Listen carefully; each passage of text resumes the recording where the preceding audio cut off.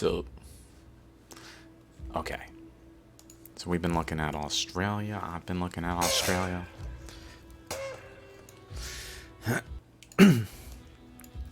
Here's Australia. Alright, that's it. That's all I got. Okay, that's not funny because people probably just left. That's my life. Okay, so things we know about Australia is there's this huge ammonite over the northern section of it that ends at around the center, which is where a lot of stuff going on is around here. So we found out recently Alice Springs. I believe this is, I guess, generally where this is. So let's just real quick animations. Let's just watch this real quick. Maybe this one. No, it's probably good enough. So here.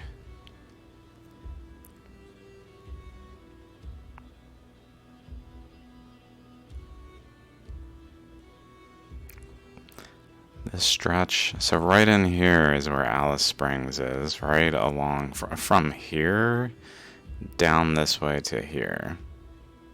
Like, not along this portion. So it's basically where a current going across runs into this wall and is pinched down this channel here. Current that went this way, that was spiraling generally underneath the crust here. And a current went across that way, possibly from around there even. Like a cross current, I don't know. I was figuring it going around here and then around this way. It's very sharp and across though. But anyway, it goes across.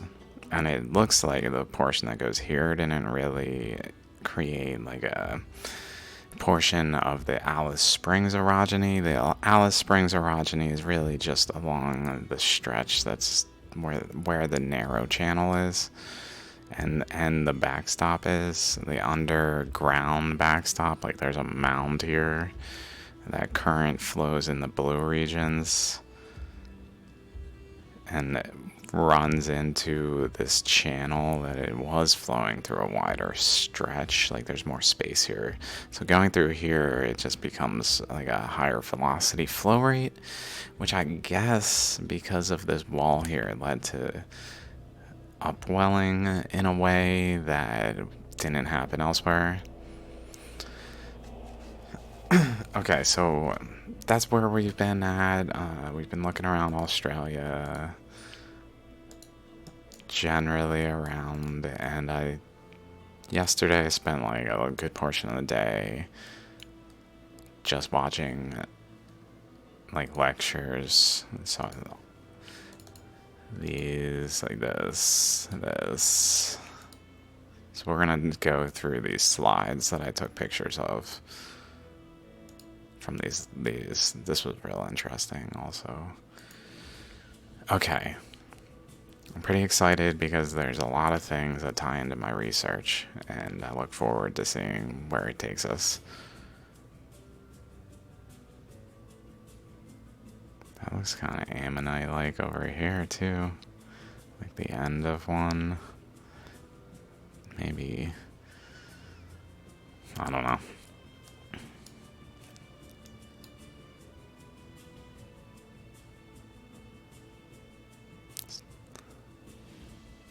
Okay. So let's go ahead and get started. So from Carl Spanler presents recognition of an early Cretaceous continental arc in eastern Australia. Okay, so these are the slides I took pictures of. I believe he's talking about over here, possibly the whole region. I can't quite remember off the top of my head. But this is very important about Australia. While the Earth is expanding, 520 to 220 according to here. I think I've seen slightly different numbers in other places, but it doesn't matter. The point is, the Western Australia pre-existed as crust And then Eastern Australia, these regions were accretionary. So, like, there was added terrain that didn't pre-exist, really. In the same way as Western North America had accretions, so did Eastern Australia, which is pretty interesting, given that they were so proximal at the time.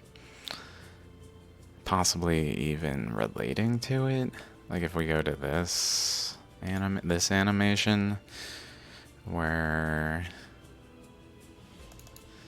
even though I don't include it here, Australia is here. It's because the Earth expanded, so it's hard to like Australia is actually all the way along all of these and there, and this is not well placed, but still, it's along all of them. But they lay out like in a line here, even though on the smaller globe it was able to wrap around Australia. So Australia was here. All of this is being accreted. I don't know exactly the boundaries. I think possibly all this down here. Definitely up here and over here. It must be all of this because the wrench really is like over there. But here, Eastern Australia was down here at the end of all this. So maybe these islands protected Western Australia from more accretions, while like at the end of these, after that, is just Australia and South America directly like this. Like in this region after Papua New Guinea and Solomon Islands here, which were folded in adjacent to here pretty much. In this region, we see accretions. Okay. So, that's what this is about, is accretionary or orogenies, origins, which is mountain building of the Tasmanids, which I think were like this region from Paleozoic to early Mesozoic, 520 to 220, and then Whitsunday volcanic province from 130 to 90, which is over here somewhere, I believe. So it's actually even longer than this period. Extensional processes dominated from the late Cretaceous. Extensional processes from the late Cretaceous, when the Earth started to actually expand. Extension was able to happen. That's interesting. Like there was pressure, and then the continents broke apart and the Earth started to actually expand, which was at 65 really, when they rapidly like fully broke apart.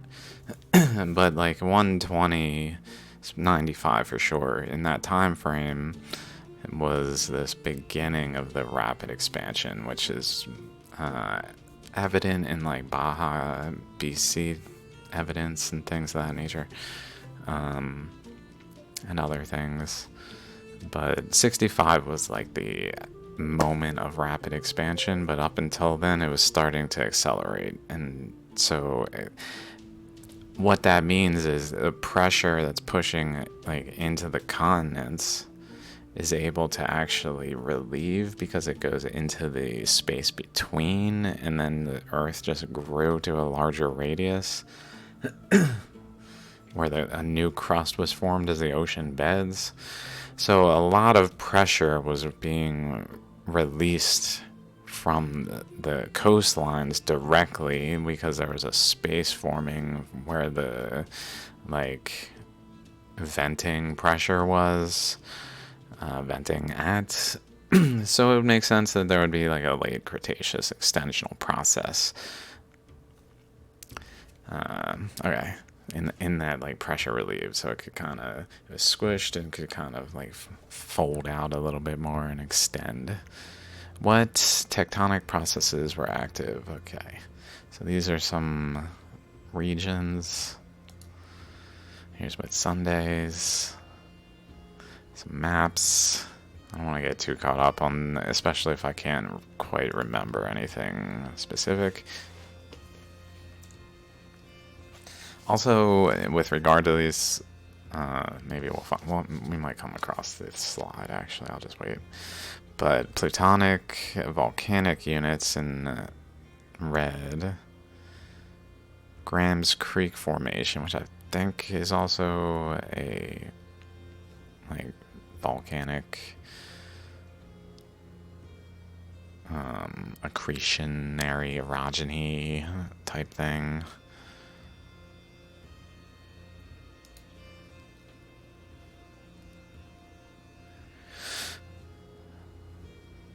Some things I don't remember exactly what was being said in this slide. Let's just go on.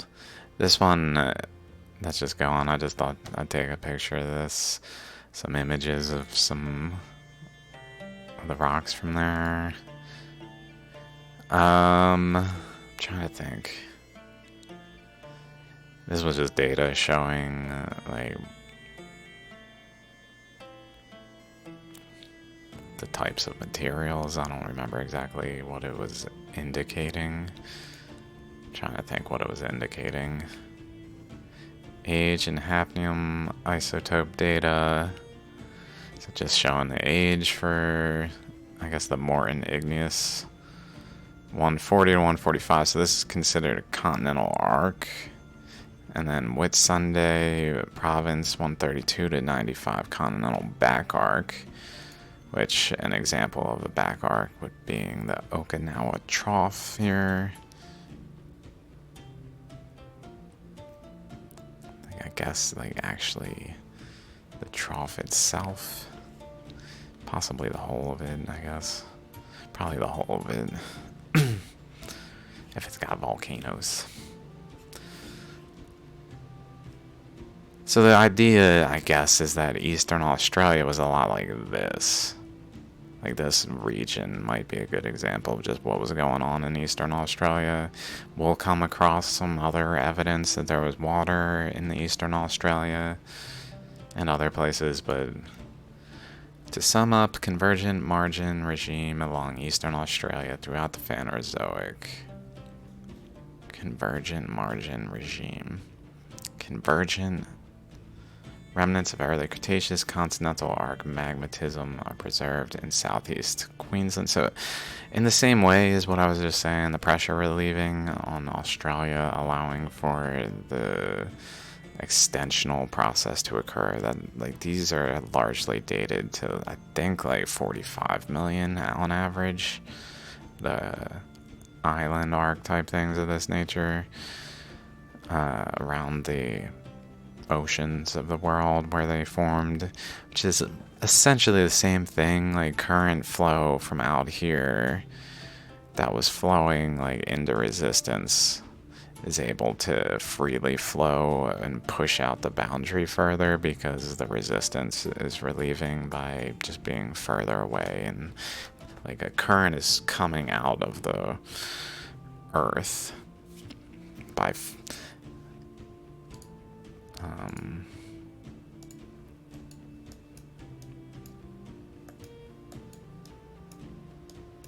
by really flowing to these paths and then along them, I guess, because essentially the Earth expanded. I don't think like a fracture opened up at that point.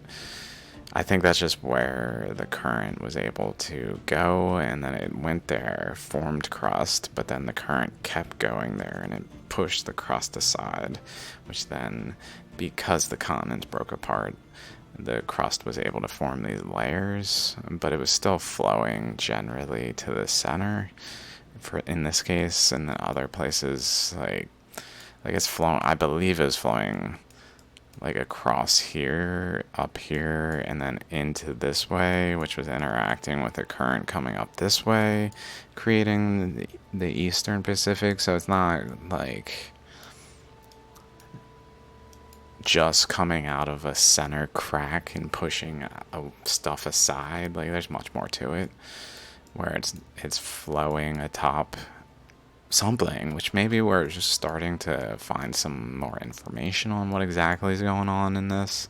Essentially, I've just been saying this is depicting generally the crust and the mantle was punctured, and pressure was relieved and flowed atop the mantle to shape the undersurface of the crust in this way, which then the ocean basically is like that layer as well, which is shaped without an overlying continental crust, so it just is like this. Like this is the ocean floor shaping by the process, but where continental crust was atop it, it was more complex, but the same process is occurring where currents are just flowing.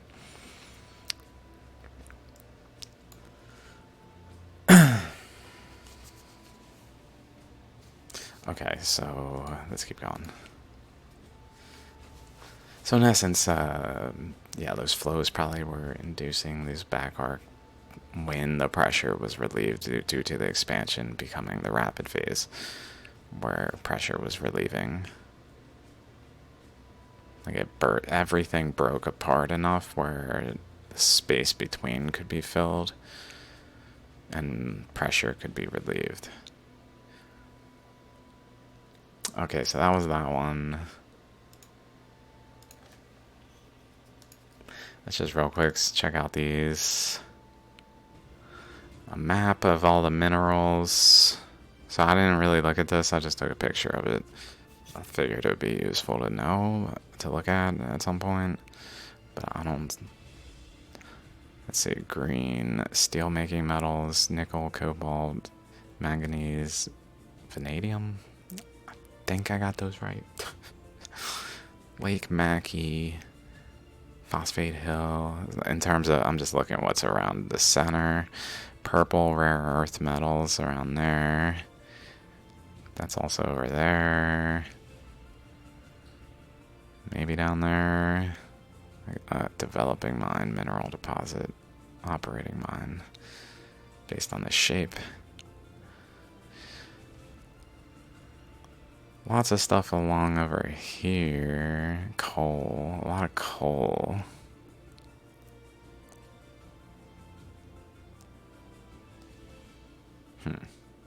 Okay. That's fine.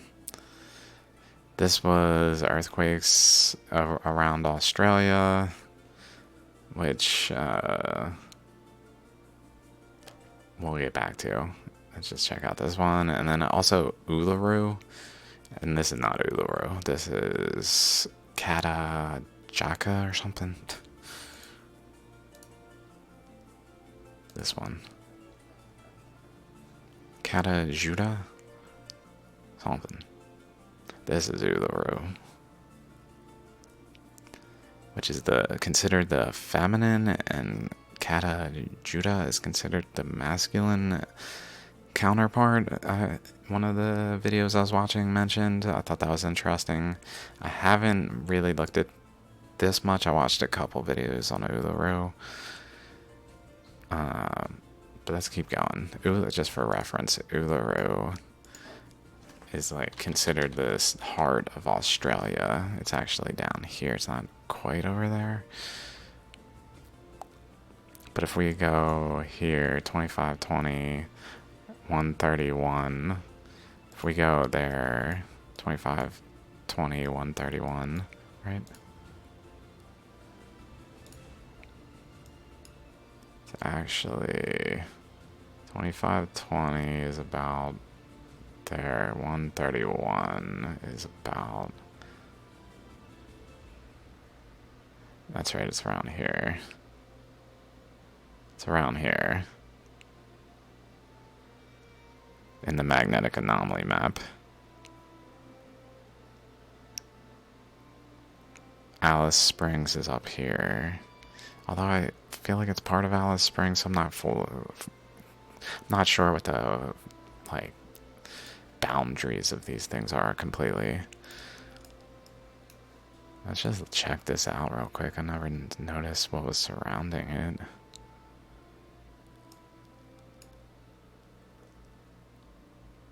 Whoa. Oh my god, that's so cool. I'm not sure what to make of it off the cuff, but Is that everywhere?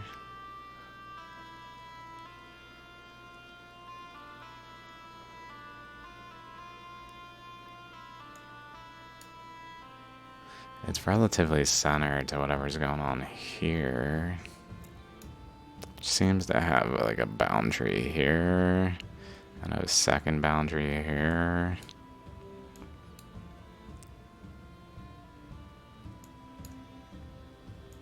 And then like another interacting path that maybe is there, but they're going that way. That kind of conjoins with this one maybe over here. I wonder, is there something like here? Like in the middle of this one and this one counter to this one? Maybe not exactly opposite. Where is Kata Judah?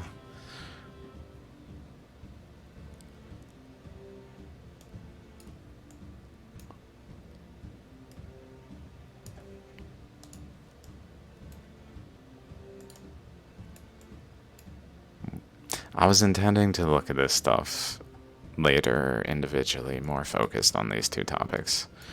So I guess that's it. Uluru there, and then Katajuka. Judah?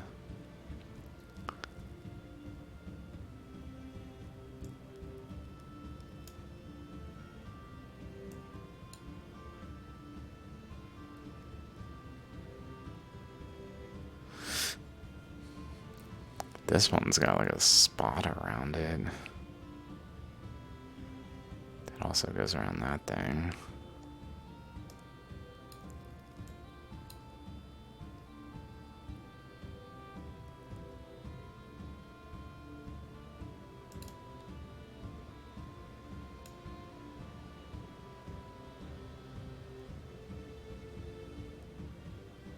That's so round.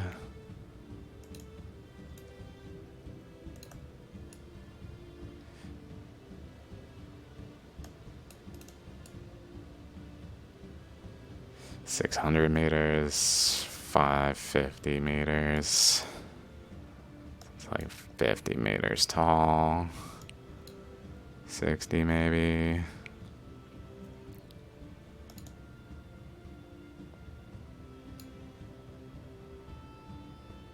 There's a channel there.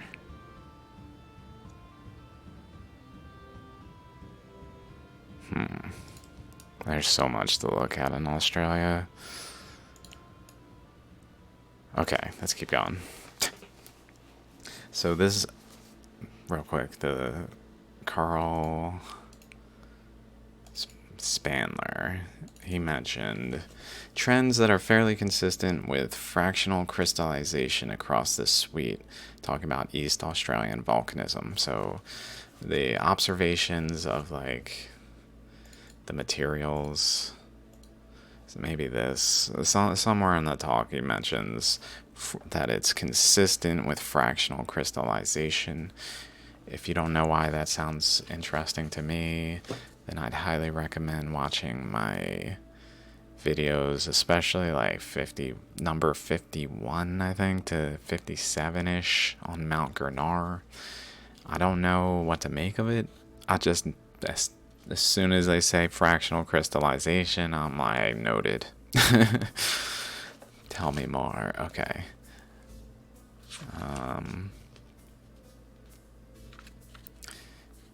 Okay, so that's that. So let's see what else we got here. We've got, maybe let's check out Uluru a little bit. This is from Never Before Seen Bird's Eye View of Uluru, YouTube. So real quick, one of the interesting aspects of Uluru is it's layered sideways, where the eastern layers are older than the western layers because it was like formed sideways and tilted like 90 degrees in the formed in the Earth's expansion process, what this structure formed in like the 550 million years, somewhere in that range, maybe 450. But then the erosion of the region happened, and then another orogeny, I think, is what happened based on my recollection of what I've been hearing about it, is in terms of the interpretation. And then eroded again, but moved in the second orogeny. It shifted it. I guess that's the concept, to get it shifted on its side, because it layered just like normal horizontally, but then it shifted. And it's also formed of like a really hard sandstone. It's also one rock. It's considered a monolith, like a mono rock. It's a singular rock. It also goes down like 6 kilometers into the ground. This is considered like the tip of the iceberg.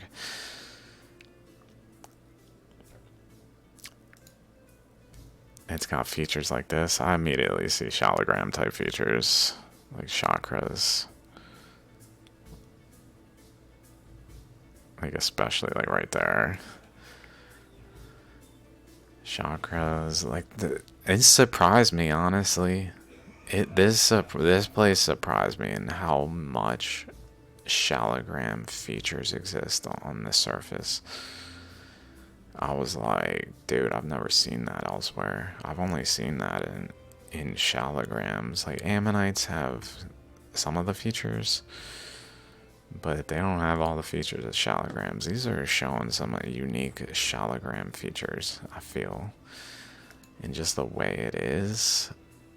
I don't know if I have that many pictures to really show what I mean. What a color. Oh my god, that color.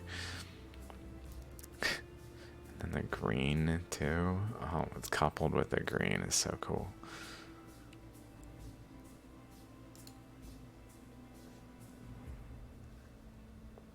Like current paths,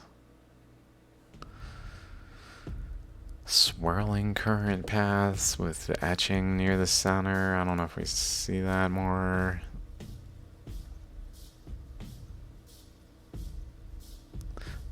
Like I'm not saying it's like a shallogram completely. It has features that really point to current flows that etched its surface, not slowly and steadily, but like a continuous and strong current flow that really like made like this drainage section right here happen. Like it wasn't just rain slowly eroding a larger and larger space so that this region happened. Like this was a current flow that was like coming down in like little steps almost, and digging in a little deeper along the way and creating these little patches. Like something incredible happened here for sure. Yes, I'll take that as a yes and not a Y.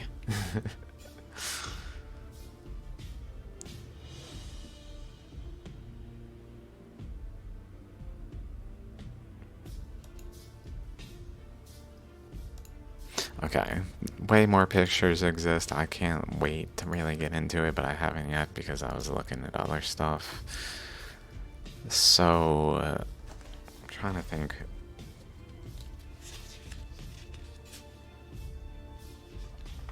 Okay, this is the next thing I took notes on, so let's go here.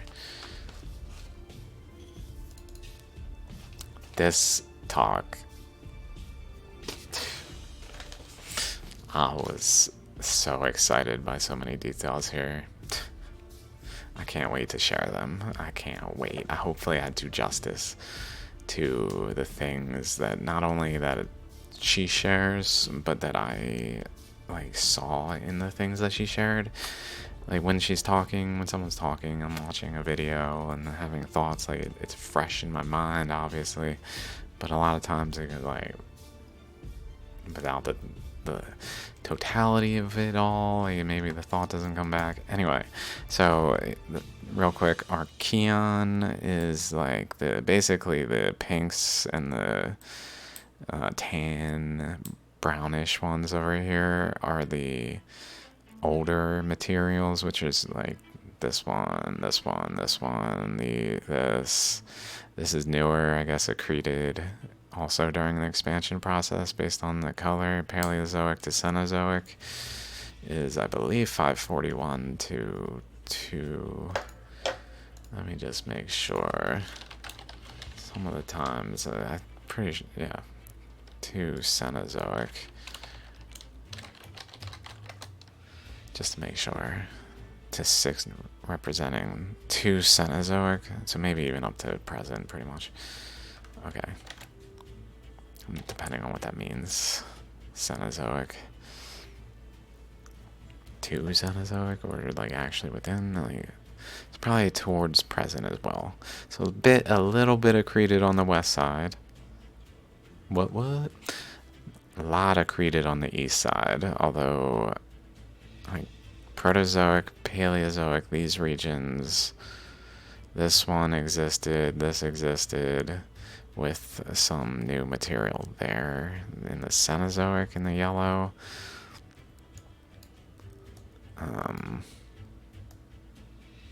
Get that as big as possible. This is Amadeus Basin is where Uluru is, which is older, but shaped by more recent processes and other things going on.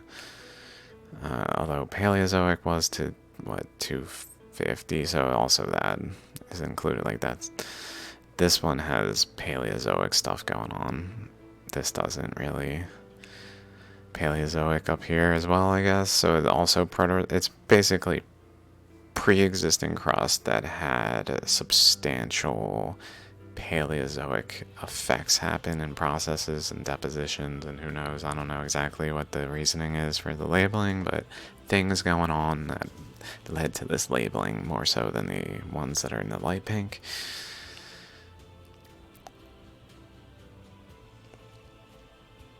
So there's that Paleozoic up there.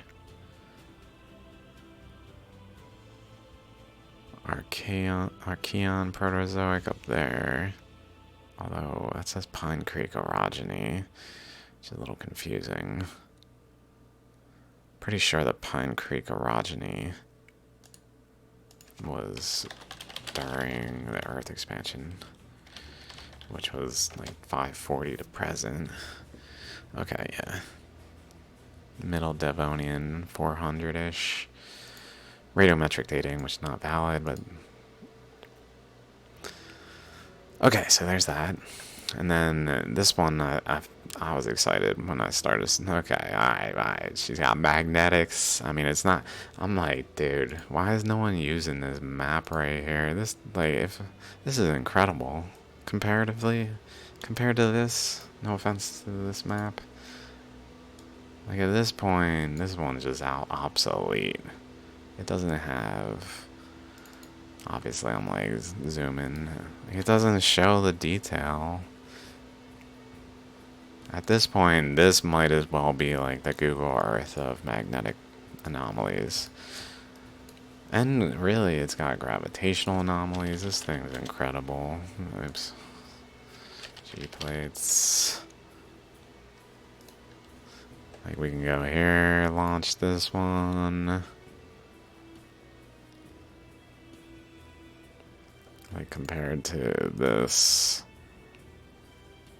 one's pretty comparable. I would call these comparable in terms of capturing the details in this one that this one has. Pretty comparable. I mean, it doesn't show the, like, sharpness over here. Like, I wouldn't see a boundary so clear here, and maybe that's what they're drawing in or something. I don't know what these lines are representing, but on the here it's pretty sharp, so it's definitely not quite the same, especially with the capacity to like look at the whole Earth in this one compared to usually they just do like a certain region or a continent, for example, and a lot of the, like, this is probably from a technical paper, this one.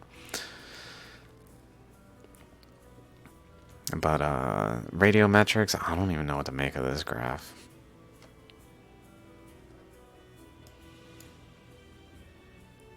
high potassium, uranium, thorium.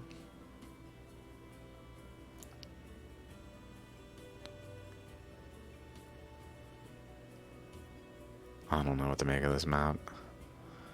It probably shows some interesting stuff. I mean, we can see around the nucleus of the final chamber of the ammonite. This final chamber, so not really quite the nucleus, although it probably is like the ultimately the nucleus at that point of the ammonite. Just over here, it's certainly the nucleus of Australia's like continental plate crust. The crust of Australia is upon this structure.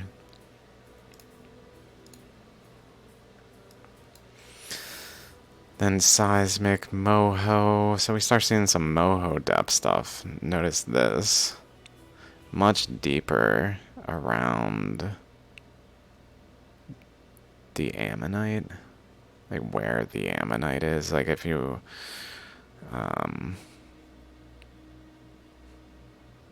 imagine there's a huge ammonite that's literally tens of kilometers in just like height, not even like height this way, like from not around, not this way or this way, but just yeah, like it probably would create some just like a mountain that like pushes down, something pushing down. It's something big pushing down on its surroundings, so it's highly plausible that it would have an effect on where we saw a change, a variation in the moho depth, basically, which is the edge of the mantle crust boundary. Is the mantle crust boundary. This is where it starts getting pretty interesting. I'm so excited. So notice 100 kilometers depth, 150, 200. This one was about the lithosphere. So basically a little odd. One of the first oddities that is pointed out here, perhaps, is the anomalously thin lithosphere in eastern Australia, where it basically, she said over in Western Australia, it's like over 200 kilometers thick. Basically, where the green is indicates a thicker lithosphere, where the lower wave speed of earthquakes through the terrain below the surface, so like at 200 kilometers depth, the propagation of earthquakes through the material, I guess, through the layer is measurable, and then mapped on this graph. And basically what it indicates is that below the crust, in the mantle itself, so the mantle, like lithosphere and asthenosphere, in these layers, so like crust, which is pretty much the like Australia itself, and then probably I'm thinking the lithosphere is really where the current was flowing. I've been saying it was flowing like within the crust. It certainly went into the crust and like propagated through it up to the surface, but like in instances where it's like flowing here, like it's probably flowing along the lithosphere within that space, rather than like within this space, rather than within the crust, like at the base, along, like as part of the crust though. I mean, it's just semantics in some way. It's pretty much at the base of the crust, but it's probably more precisely the current propagating in the lithosphere along like the asthenosphere's upper surface, I guess. So let's keep going. We're already at 40 minutes.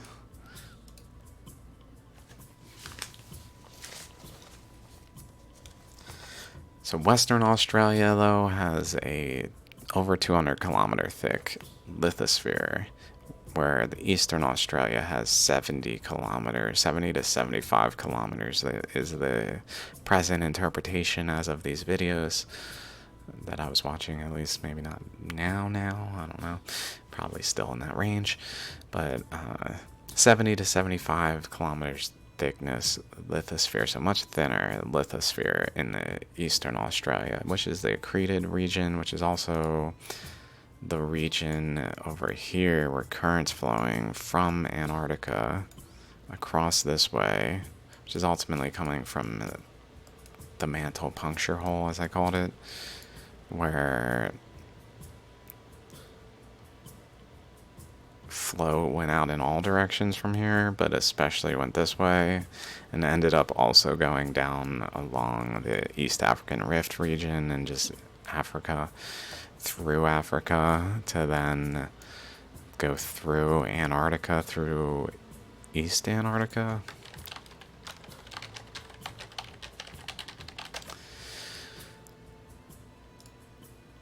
Yeah, through West Antarctica, which is much more like this than where it's much more like a mass over here.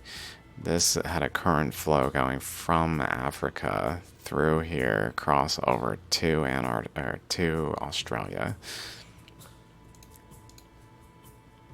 which then went basically this way into this channel space up here, and basically created the ammonite. Hopefully you guys know what I'm talking about. I don't want to like go through all these details too much. Just in short, the current went this way and like was here. So there's a current flowing from Antarctica over that way in that region. So where this thinner lithosphere is that's going on.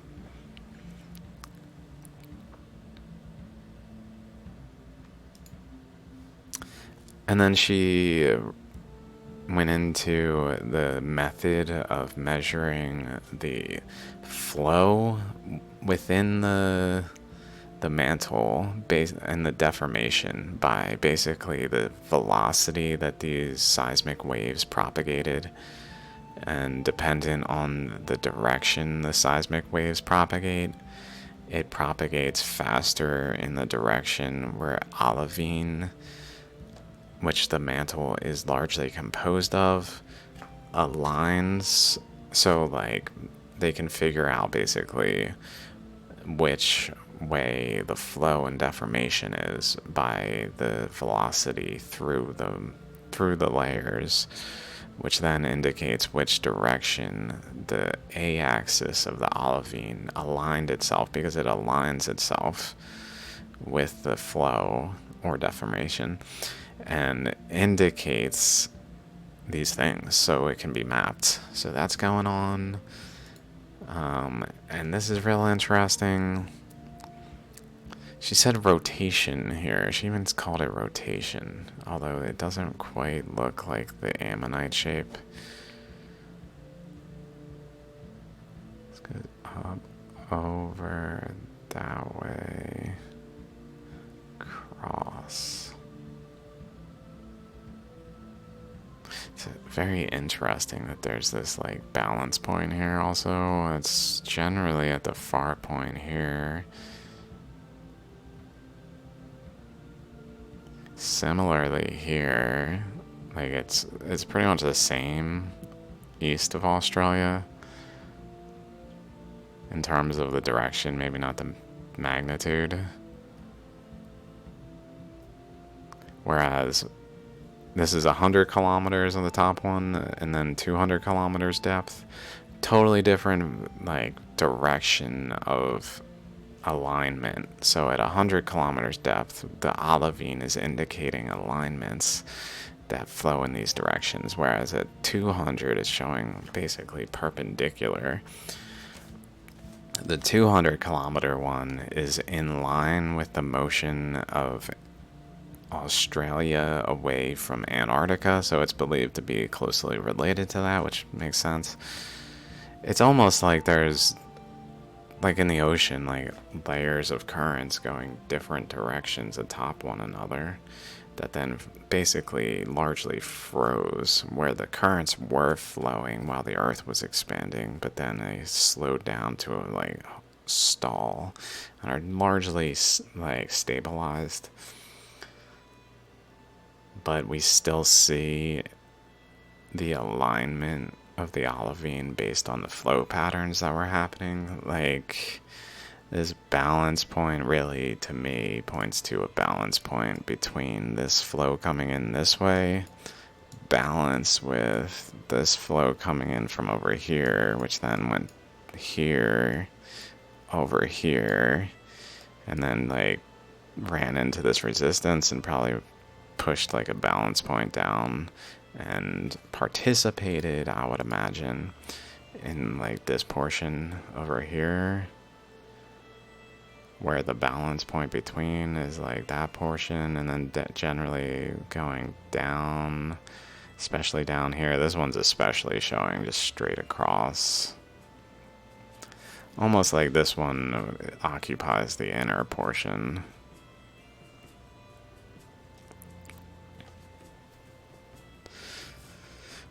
And then nuances that are probably indicating things, like this looks coming from the west a little further.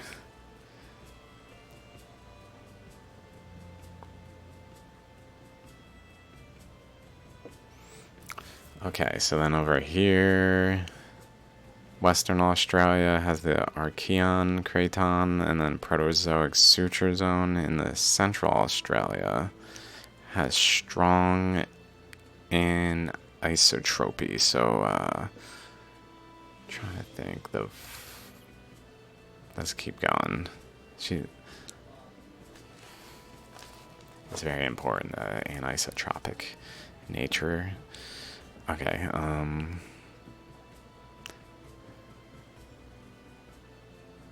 which an isotropic is like balanced, anisotropic imbalanced, so there's like variation that's able to be detected. Parent isotropic Australian upper mantle. Australian shear wave splitting conundrum. So she uses certain waves called love waves and quasi-love waves, I believe, to then determine, I don't know if that was used in this particular instance, although definitely later on, to determine directions. Not exactly remembering this graph though, this map. Let's just keep going. Seismic anisotropy beneath Central Australia. Let me just read some things I wrote down real quick. Maybe we'll catch up. Eastern Australia accreted during the Phanerozoic, 541 to 0. Approximately 90 million years ago, according to radiometric dating, Australia broke from Antarctica and moved rapidly north. This is all from this lecture. Gravity anomalies. Central Australia represent offset of MOHO by up to 10 kilometers. I found that interesting. The anomalies indicate an offset of up to 10 kilometers at Central Australia, where this final chamber is, which is like pushing out the boundaries and occupying space and probably being massive.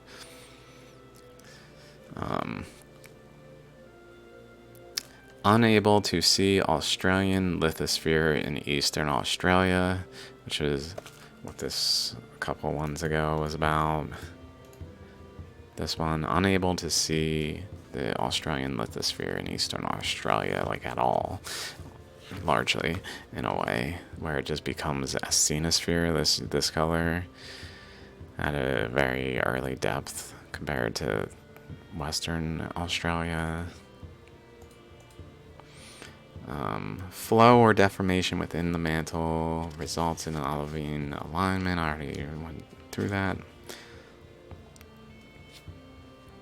Then she said at 100 kilometers depth, rotation within the lithosphere, people think we're seeing fossil anisotropy, which is like extinct formation of anisotropy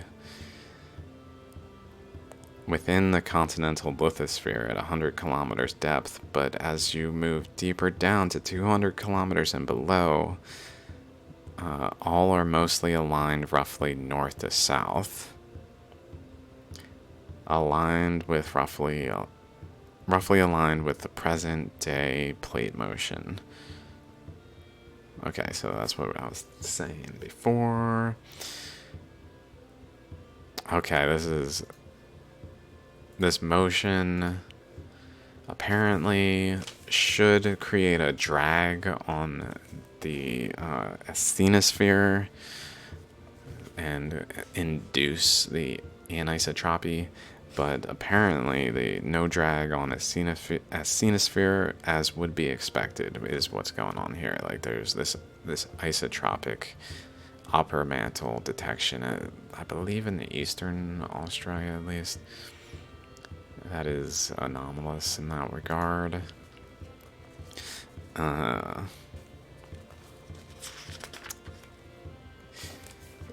Earthquake events, vast majority. Okay, that's not quite yet. This is a map of all their test locations. So they put in all these test locations to measure earthquakes, seismographs along these paths and these locations here. Okay, and this is the gravitational anomaly map.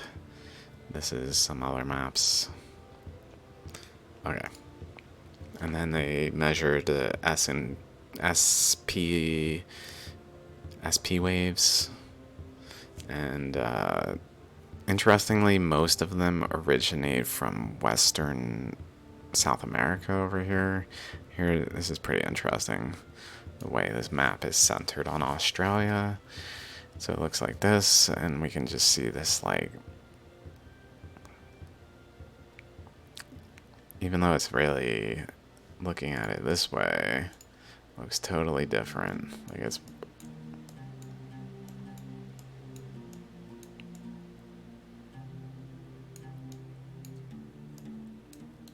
like this way.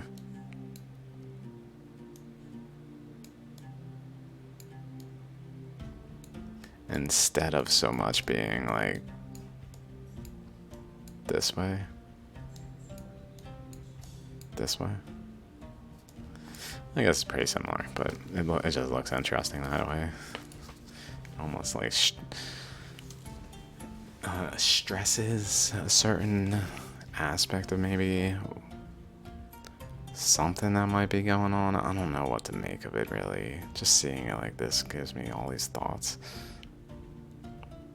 Anyway, so a lot of them are coming from South America, which to me just makes me think of like, well, that's where the secondary mantle puncture hole formed, which is here.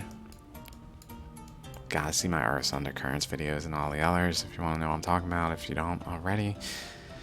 Where this one is, and then the Galapagos hotspot was going on there before the Earth expanded, and energy was being propagated all over here. So there's like a very real energetic connection in that Australia was adjacent to that as well between the two. So it's kind of interesting that their seismographs would be registering this high quantity of South American originating earthquakes, of transmitting energy across that way, specifically from Western South America, from like one of the most interesting places, especially even related to Australia. Like it's very interesting to me just that they would be having any type of connection.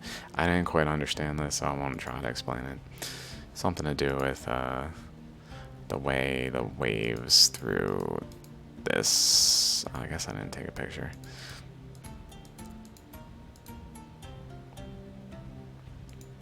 Unless I took it later. But the results of the directions of the splits and nulls. Something interesting about this, I can't remember. Maybe I'll write it down. Way more nulls than splits. There was like two possibilities, I guess, or more. And some reason the nulls versus the splits was relevant. Let's see. I wrote it down. Earthquake events, vast majority from South America's subduction zone to reach stations across Central Australia. Many more nulls than splits. What I think is happening, this is her quote, is that the back azimuth of most of the events, or vents, I wrote or vents. I think she said events, but in case I wrote or vents. What I think is happening is that the back azimuth of most of the events just so happens to already be aligned with the fast-slow anisotropy, generating a large number of nulls compared to splits. Just so happens to already be aligned. I found that so fascinating. I was like, you're telling me these earthquakes are propagating energy to Australia in an already aligned way?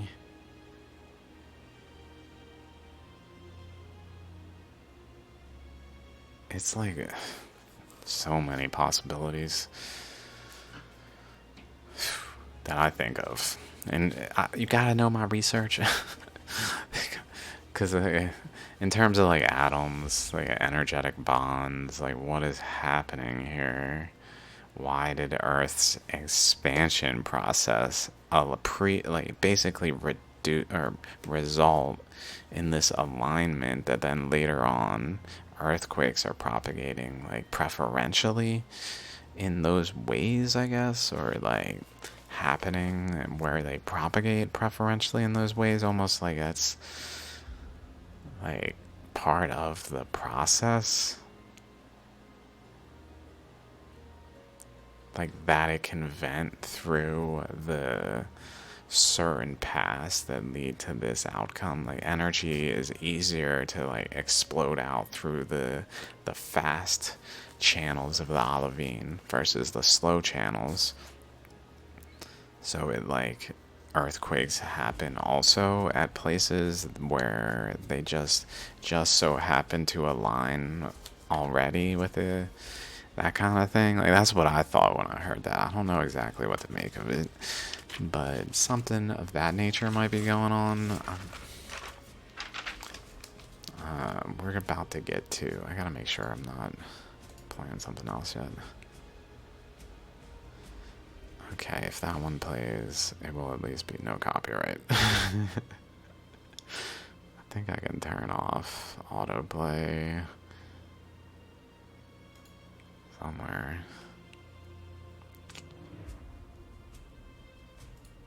There it is. Okay. That way I won't have copyrights music. Okay. At the base of the lithosphere, surface waves at 200 kilometers depth. Surface wave models suggest strong anisotropy that aligned with the absolute plate motion.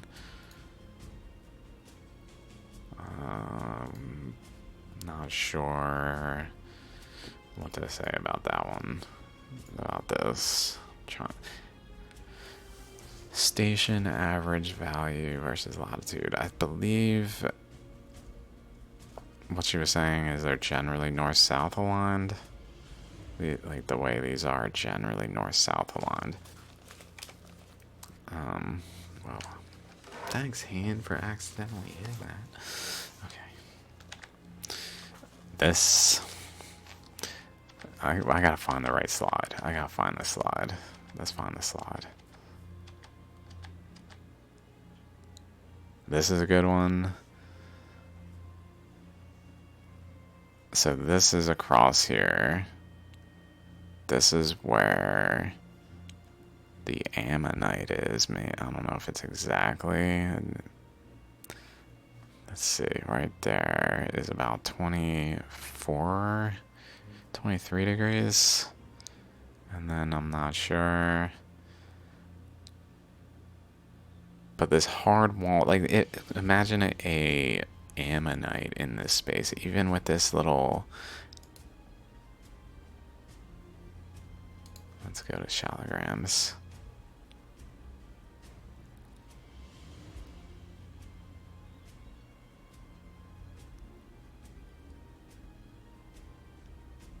Trying to find one with a little barrier between it.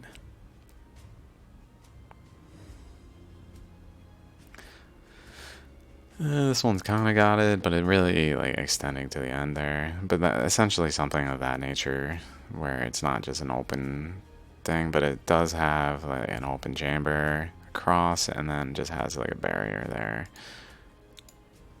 Like, that's what the impression I get when I see that. Let me see if I can, real quick. Where is it? I must have passed it. I feel like it's pretty early, the one I'm looking for.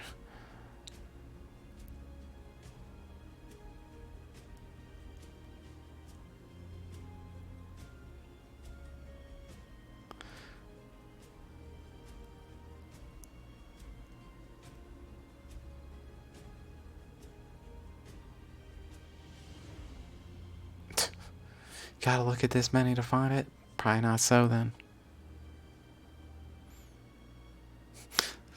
Where is it though?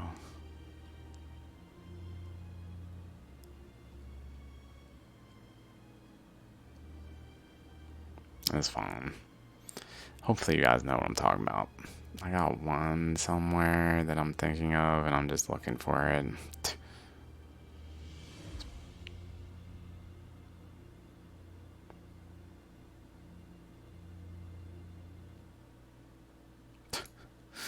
It's definitely somewhere in there. Okay.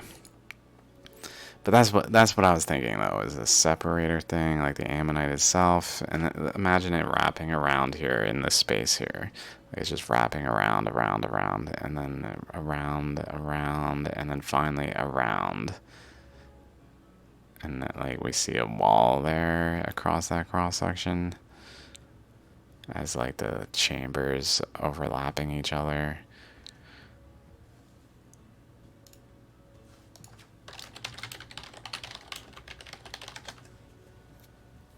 Not this cross section. I don't want this cross section.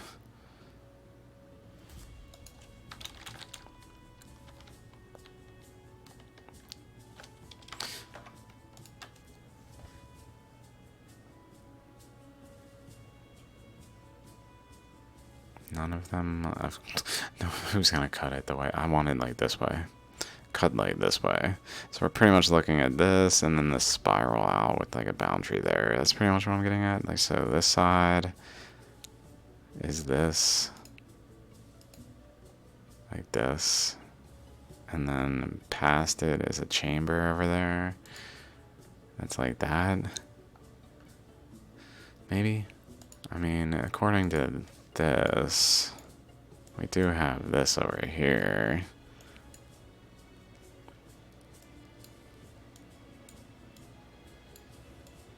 So there's like a first ammonite shape here, but then there's also this ammonite. So there's so many like layers of things going on too.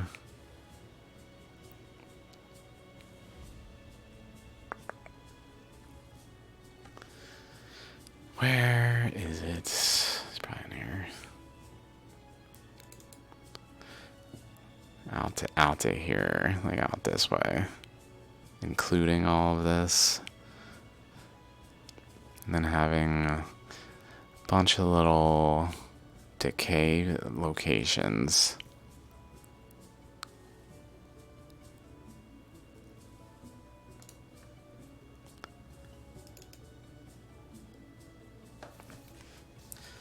So maybe it's kind of picking up on this thing also, and just seeing a cross section of this region is kind of like one segment that just looks more so like this. That's kind of what I was thinking. This is even off coast, like right there. That's a coastline. Let's see. Let's check out the map.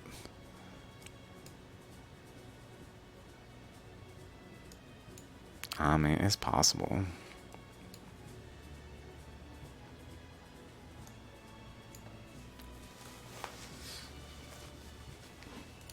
So that's kind of what I was starting to get excited though by. Let me see if I can find the other one.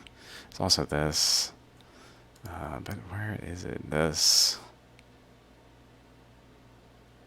Like Western Australia, or West Indian Ocean, Australia, and then this location of fossil anisotropy within cratonic lithosphere. That's west to east. Here's the edge of Australia. So pretty much, like, imagine just an ammonite sitting in this space. So that both north-south and the east-west, we see this anisotropy region within the lithosphere that drops down into the asthenosphere, and around it, though, the asthenosphere goes up higher, so that there's not as much lithosphere in that location. But here and here, it actually shows it.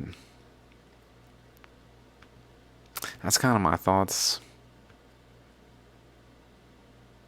These things. Concluding remarks. Okay, let me just go back real quick. Now that we kind of saw that, now that's why I wanted to go to those, because this again. So basically, fast direction of azimuth anisotropy.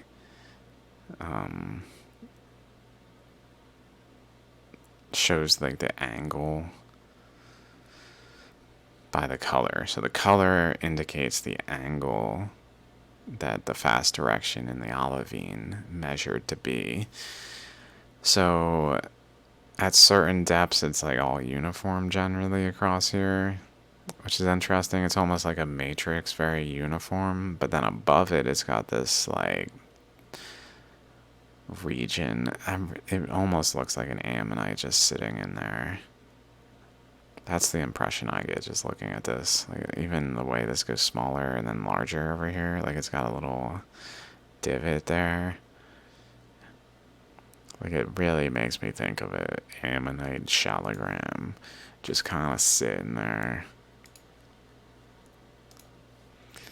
Maybe like any typical one even, but of like that.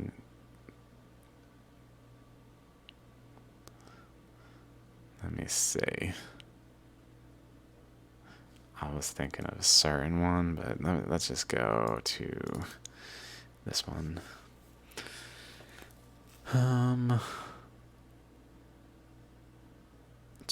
What am I looking for? I don't know, it doesn't matter.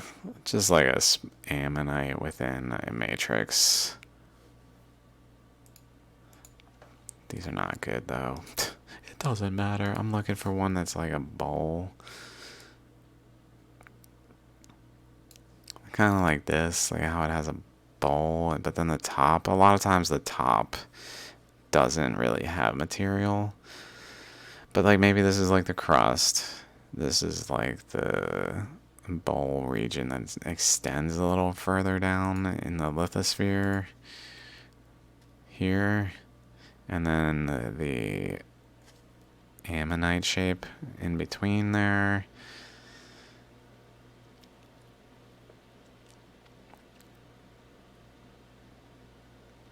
I'm not sure where the boundaries of this is. I should probably look at that. Mulg. So starting around Mulg is really where this like region is. To B1 BL. I know I took a picture of it.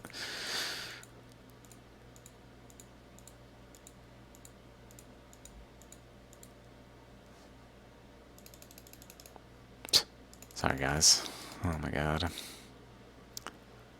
Malga. I mean, it doesn't go all the way up to the coast. Latitude 18 to 32 degrees. So that must be going north-south.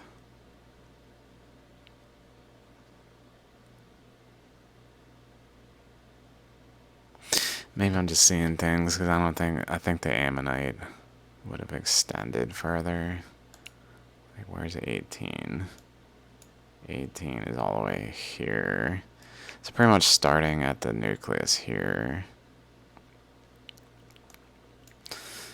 So maybe there's a region where we would see a temporary increase around like a... maybe this is only half of it, like it goes out this way. And is more just an ammonite shape. Like just an ammonite.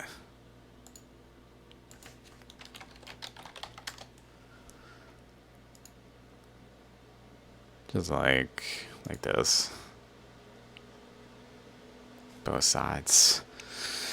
That's just kind of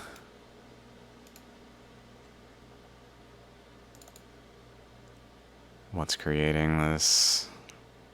And then this, I mean, it doesn't quite have the same, like, elongated lobe type thing out there. This does potentially have a chakra type thing.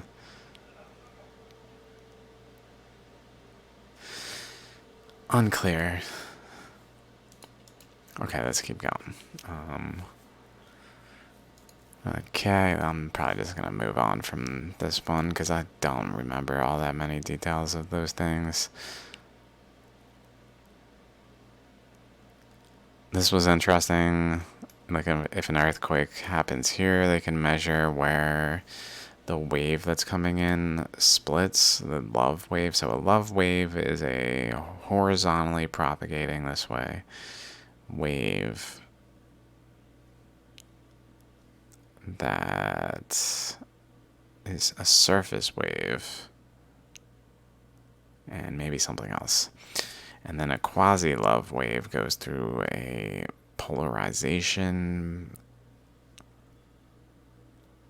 where it's going through, I think, where it starts to propagate along its direction of travel, I guess, which leads to a vertical propagation versus horizontal. I'm not sure. Okay. But sometimes the wave as it propagates can like split into different components of the S and P and whatever else was in that image. This, as it propagates, it can do different things and split. So this was just saying sometimes like we can pinpoint where it splits. I found that pretty interesting. That's basically what this was. Image back project along Great Circle Path. Like if there's an earthquake there, we can kind of tell it's split there. Okay.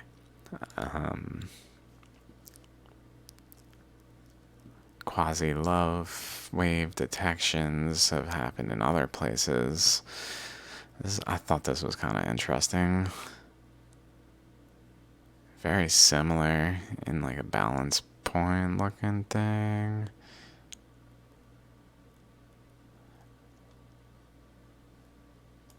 Not sure what to make of this. Not sure what that axis is measuring. Seafloor spreading?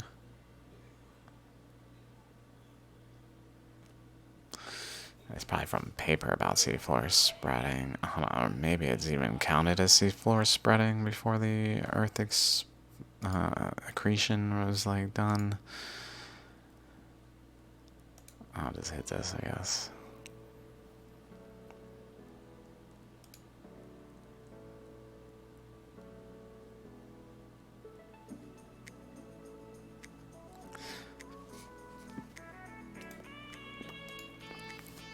Okay, and then this was interesting, the scatters, the quasi-love scatters, like, so where I guess where this happens is, like, considered a scatter point? Not sure. But whatever the scatterers are of the quasi-love waves can be located, and they happen at certain locations. We can kind of see, like, the ammonite boundary over here, as well as over there, but like in terms of within Australia, this whole chunk is kind of like related to the ammonite, and then where the ammonite is not, there's much less, especially within the continent. Certainly more showing up in some places, especially where accretion was happening, I guess. But yeah, I wonder, and I just had a thought. Sorry to keep going back and forth. I know it's kind of, dude.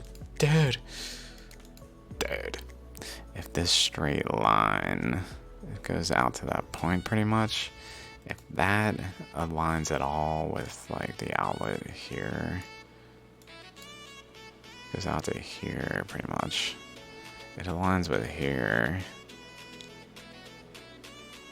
pretty well, I'd say. Like if this is one outlet and this is another and this is a single inlet, the current coming this way goes around and out, as well as out here.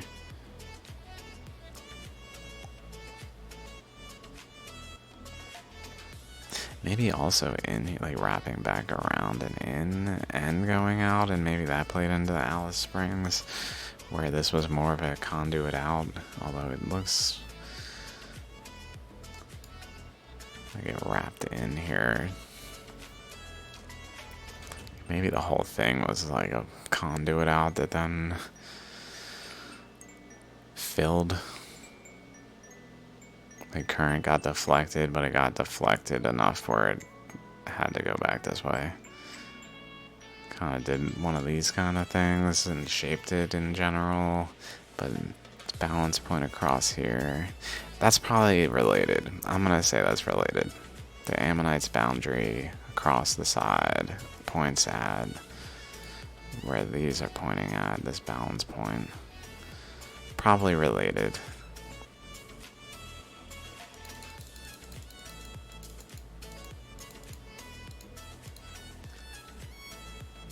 So I'm wondering, in the same way, I guess, if we go around and across, maybe that's also related, like, to the ammonite, and that it influenced, like, along that path specifically. I don't know why exactly that would create more of these scatter locations. Just more turbulence, maybe? I don't know.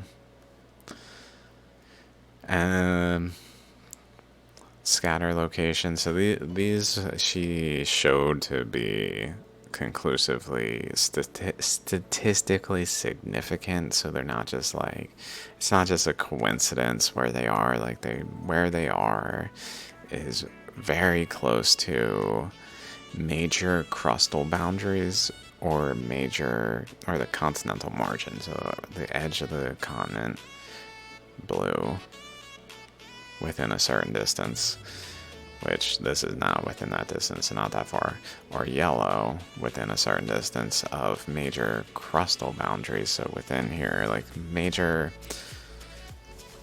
formations that are adjacent that have boundaries between them, the scatters form statistically near them, which is interesting because that makes sense. Like it's going to propagate relatively uniformly until it hits some variation, whatever is happening.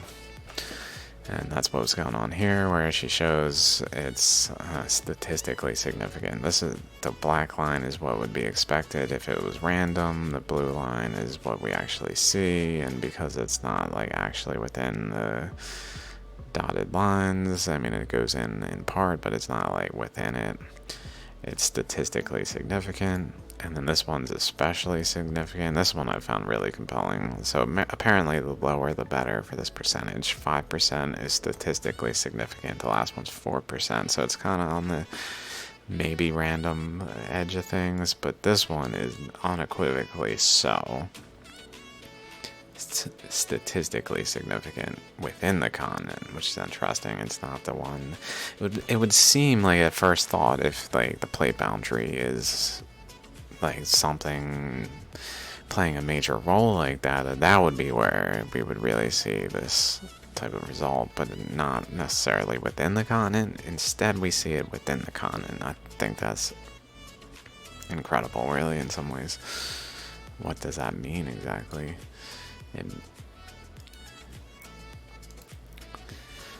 So widespread presence of lateral anisotropic gradients capable of generating quasi-love waves. Locations, okay, you can read this. I'm just gonna go past. Here's that thing again. So I forget exactly. Let me check out my notes a little bit more. The blue is the lithosphere, and the brown is the asthenosphere.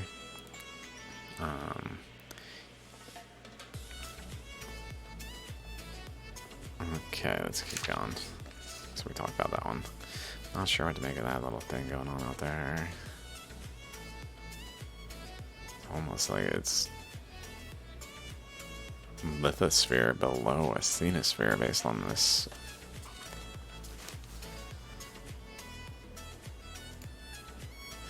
So then this is Southeast Australia. Interestingly, the lithosphere is much thinner, so they really tried to figure out what's going on, and this is just one of the representations of current flow. So they're even showing like eddies, and then eddies that are flowing into specific points and pushing up little divots. This is a model, I believe, of generally what is seen, trying to model how that might happen or something of that nature, maybe. I'm not completely sure.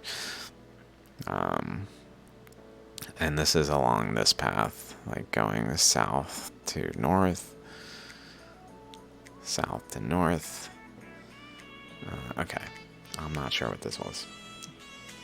Complex terrain, basically. Underground, as if it's just like the surface of the earth, but repeated in, I don't know. Yeah. Again, we see the ammonite in the fossil anisotropy. And then closing remarks from this one, you can read that. I'm gonna go ahead. How far are we? This is probably so long.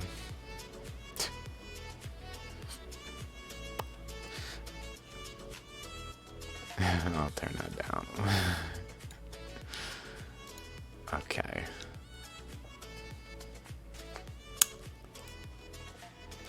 Let's see. A couple more slides. I found another of her talks. This I just took a slide of.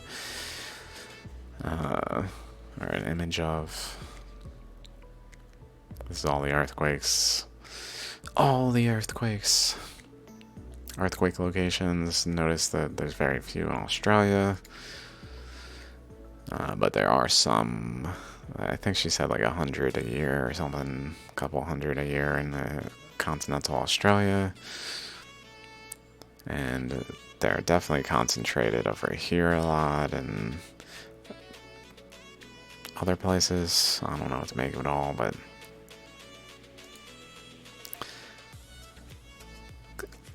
I can't remember what was going on here. Like same image. I wasn't sure if I had it.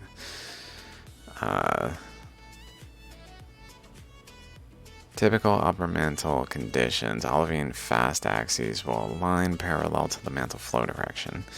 If we can measure the fast direction, we can say something about how the Earth's interior is deforming and how the mantle is flowing. This, to me, the fact that we can do this with olivine, she says, like the ocean crust, like doing like we do with the ocean crust to determine like the poles at certain times by its anisotropy, which also has anisotropy and indicates things by its bars, like the ocean crust anisotropic. Like if I just do like this, maybe.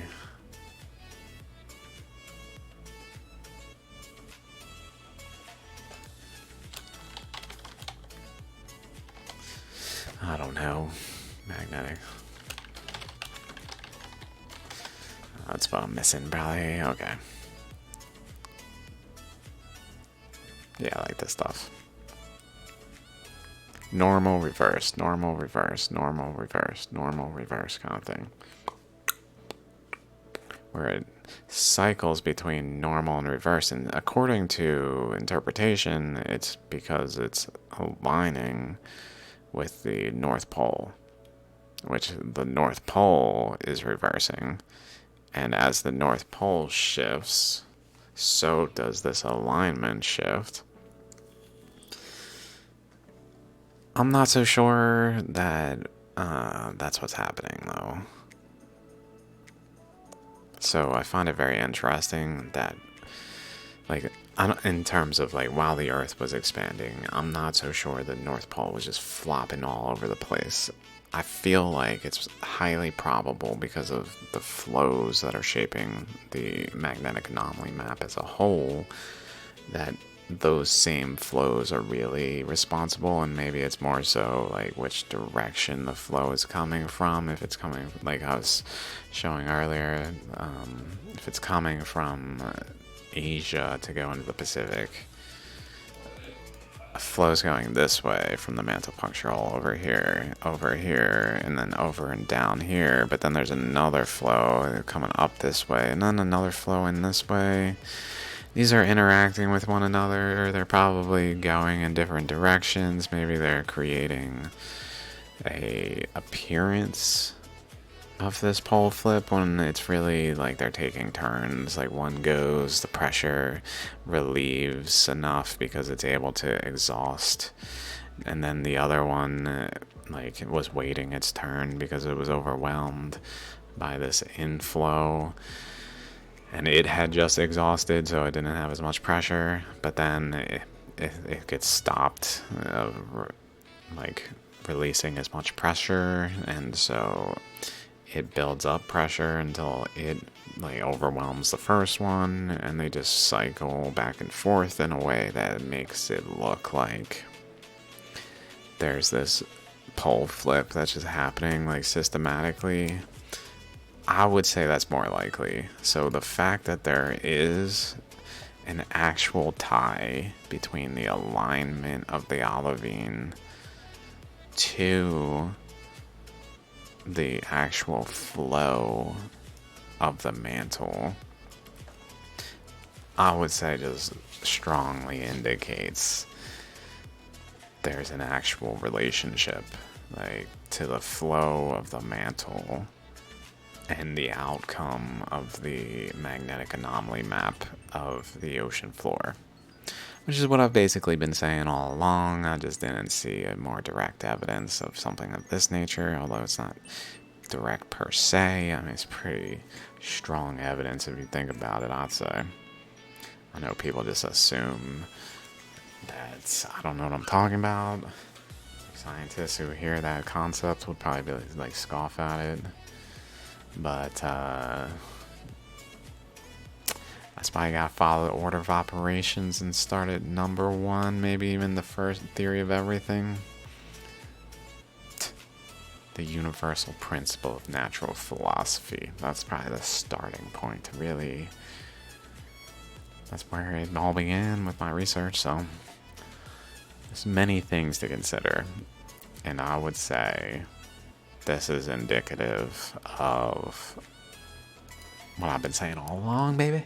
Boom.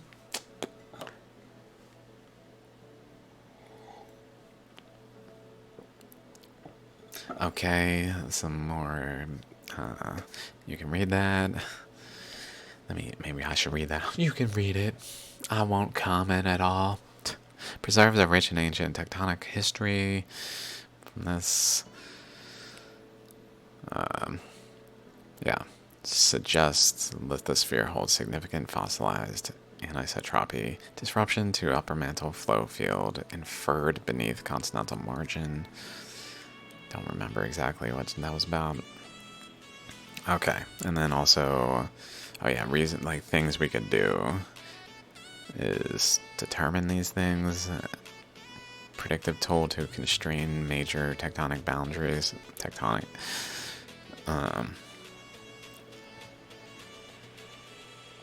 Like at deep mantle boundaries, which is good. It's a good idea. I like it. Okay. What else we got here? So we saw that one, all these. Let me see how many. There's a lot. Alright, not that one. Alright, this one. And then I'll be done. This one is called Water Down Under, the Great Artesian Basin. For thousands of years, the Great Artesian Basin has held the dreaming stories of the indigenous nations that live on it and from it. This is how this started. It was very geological. It's like probably it was something aired on TV, I think. So it was very geological in discussion, but then it started off interestingly and excitingly by saying, in one story, the hunter Kakakutanha followed the trail of the rainbow serpent all the way to Bidallinha in South Australia, where at last he caught and killed the great snake. Great snake immediately makes me think of all the current flows in the earth that I've talked about, like Jormunger episode, all the current flows that I've like literally called snakes. There's currents flowing into Australia that are inducing, like, even this is a snake really in essence, but like these flows, like over in here, for instance, there's a flow down here that has a snake head here that's like eating the Colombian River basalt. Another snake head coming up here. It's kind of making out with that one or something, I don't know. Over here, there's some, like, here, something going on there. There's also down here a little bit, looks like a snake. I'm just talking about it. There's snakes going on, and there's a reason. It's because currents are flowing, and as they flow, they kind of divide into a dominant and recessive current. And then they engulf things that they wrap around, which is when they flow, but then they run into resistance, and that resistance causes them to separate into a dominant and recessive current. So they go around it with a dominant path that's like the spine, like the energy flowing mostly that way, and then another secondary path that's like the jaw, so like the head. So we have like the primary path where the eyeball is, because it does things of that nature, where there's swirls and like accumulations of material that then become, like, in this instance it was accumulation of water that created a large lake region, but also it can be like accumulation of mass, like of earth, something that stays there as a huge mound. Can happen too. I don't know if that one per se. I mean, maybe here's got kind of that thing, but more complexities though that make it not quite so snake-like. Anyway, the point being, this says the hunter followed the trail of the rainbow serpent all the way to, let's see where If we can find this doll. It's interesting that it's got an Indian name.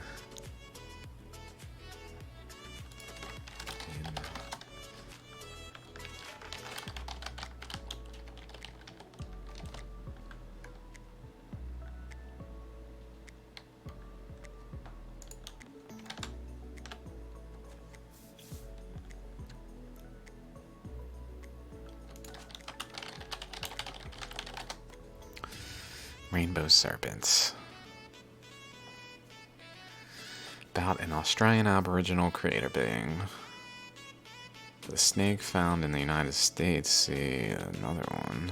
Oh, they're like an actual rainbow snake or serpent. Oh my god.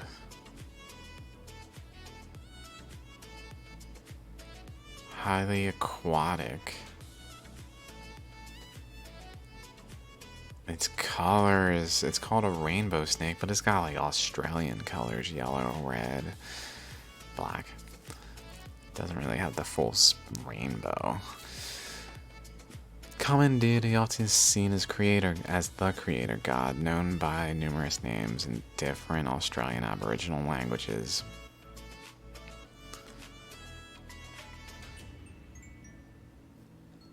Much like an archetypal mother goddess, the rainbow serpent creates land and diversity for the Aboriginal people. The current flows created the land, but when disturbed can bring great chaos. Yeah, when disturbed by a vortex weapon attacking ancient Dwarka, for instance, that then induces current flows in the earth, can bring great chaos like the earth expansion process and the flood.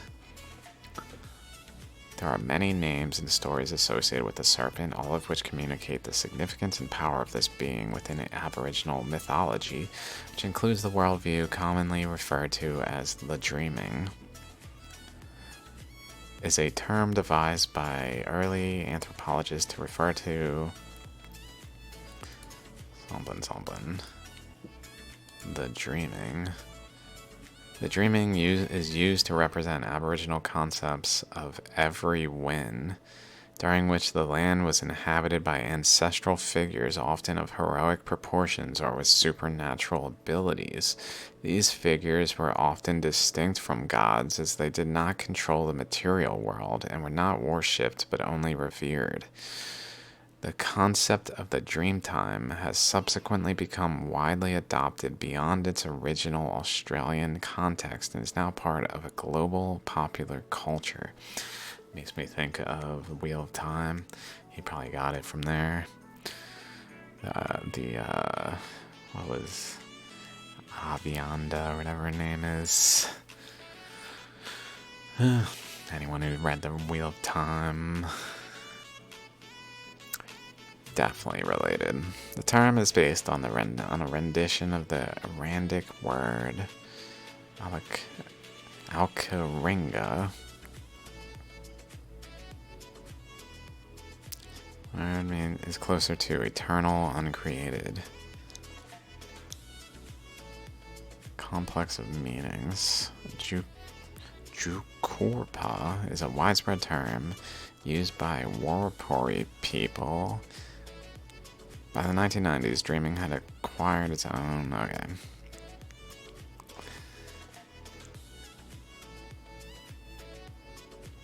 World dawn, ancestral past, ancestral present, ancestral now, unfixed in time, abiding events, or abiding law.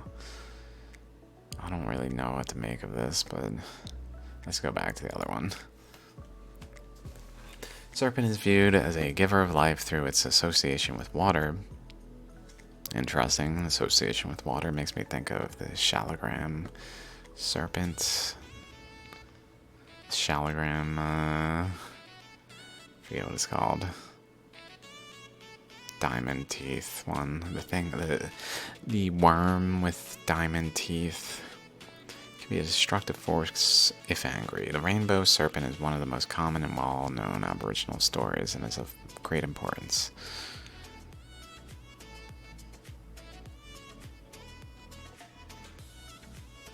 Your Lungor, that's interesting. It's even got like a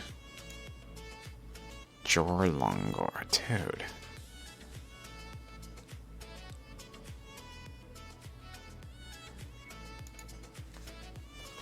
It's even got like a Norse mythology name. What? To me, that almost demonstrates that it's coming from the same point of origin of the actual term.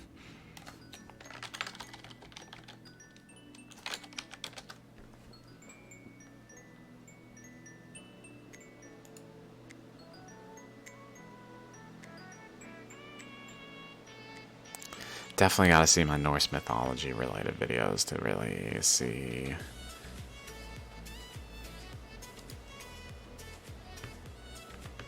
why it really seems closely related, because it pretty much is the same current. I mean, it's just seen from different angles. In one viewpoint, it's seen sort of dark and like through Loki being like the trickster and all these things Loki related that are like negative in connotation. And then here it looks like it's the rainbow serpent, like a spectrum, showing the spectrum of Jormonger, maybe.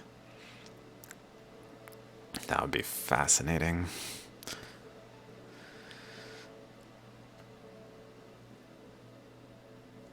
I don't know where this originated.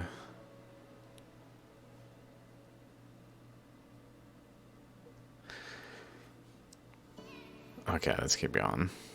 One more image. So, follow the trail all the way to South Australia, where at last he caught and killed the great snake.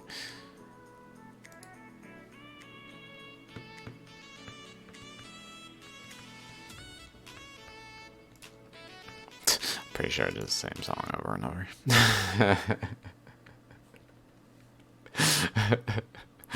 I'll just turn it off for now. Alright, guys, 1 second. I swear this is about to be over. So, snake, I don't know what to make of it. Caught and killed it, kind of part of it all. I mean, it's certainly, maybe because it's trapped here, caused to radioactively decay effectively, and maybe that it even had a egg of Hawaii come out of it in some sense. I don't know. Caught. It says South Australia. Caught.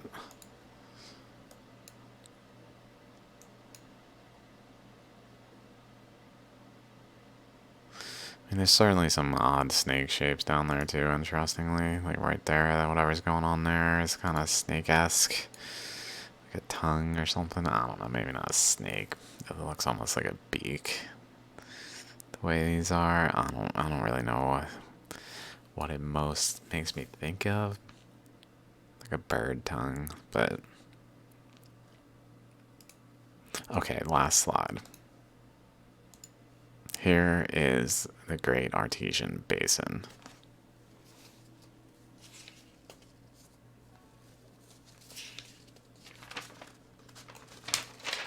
The Great Artesian Basin, Eastern Australia chamber with inlet in northeast. So notice there's an inlet there. Maybe let's just real quick. Great Artesian Basin. That video I watched is real good because he basically describes what happened was Eastern Australia. Let me click one of these.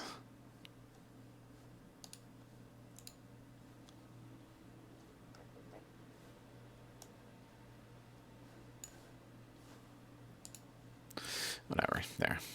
Eastern Australia was under this sea called the Eromanga Sea, I believe. And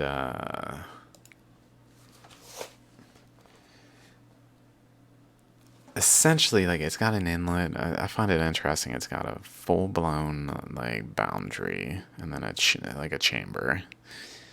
It's a chamber, and then it's got a boundary. and an inlet, and maybe an outlet over here if it managed to get out there, but it maybe didn't.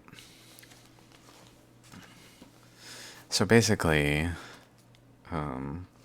the sea filled this region, water flowed in, and it deposited, and then it drained and left behind clay silt deposits, which hardened into impermeable stone.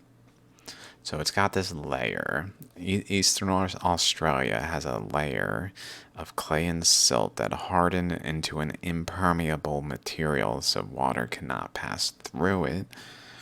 And then rivers that formed after this drain, there was, I guess, as it was draining, probably largely simultaneous, like after the pressure was relieved over here that it started to drain out, it just immediately started to form rivers. And like in the process, this impermeable surface of the it doesn't quite make sense to me how rivers like coated the entire thing, but whatever. The impermeable surface is coated with another layer of sand and gravel, which then forms sandstone. And sandstone is permeable, so the Eastern Australia, this region, Great Artesian Basin, has an impermeable sublayer and then another layer of permeable sandstone. So whenever water goes in there, it goes through the sandstone and down into this aquifer region, basically, or huge aquifer region. That is the Great Artesian Basin, which is pretty interesting with this huge desert. Like, actually has a bunch of water underneath it, inaccessible without like digging in. It comes up in streams. Then the documentary kind of turned into like, well, once we started drilling, we found water, and then this water rush where people started to move now that they could live in the desert because there's water.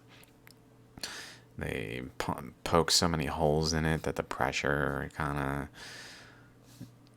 was no longer allowing the water to come out. Like springs were drying up and things. I don't know how like rectified this is at this point. It sounded like they're trying to cap them, but I mean, I don't know if it's replenishing at the rate that it's being drained.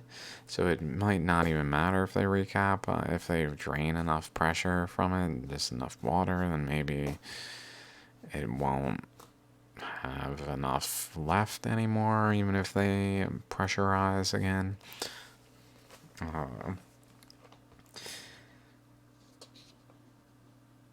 And then rain, like along the boundaries, he was saying, like especially rain within the chamber will flow down in and refill, recharge. So it's got this recharge. It's got little pockets like this, clusters of springs. I don't know the full extent of details. I hadn't seen this before.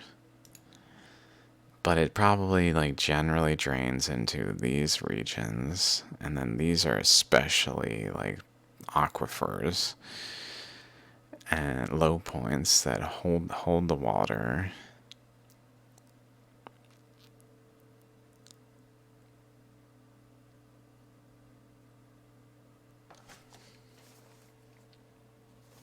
It makes me think of like electrons. Like, what are we seeing here? What could we be seeing here? If this is an atom, if this represents a different scale of an atom, like what is happening? Or molecule or something. Like, there's so many possibilities to think about it from like weird angles like that, and maybe at some point uncover something about atoms significant in regard to my periodic table of currents stuff, where current flows into a chamber, eddies as a proton, forms a mound as a neutron. So maybe in this instance forms a mass of water as like a proton, like a opposite, instead of being, or as an electron maybe, like a water within the atom as like a one of its electrons. I don't know. It's kind of interesting that if they are like electrons, they're relatively near like the boundary and not so much near the center. Okay, I'm gonna stop here. I'm gonna stop. See you guys soon. Peace out.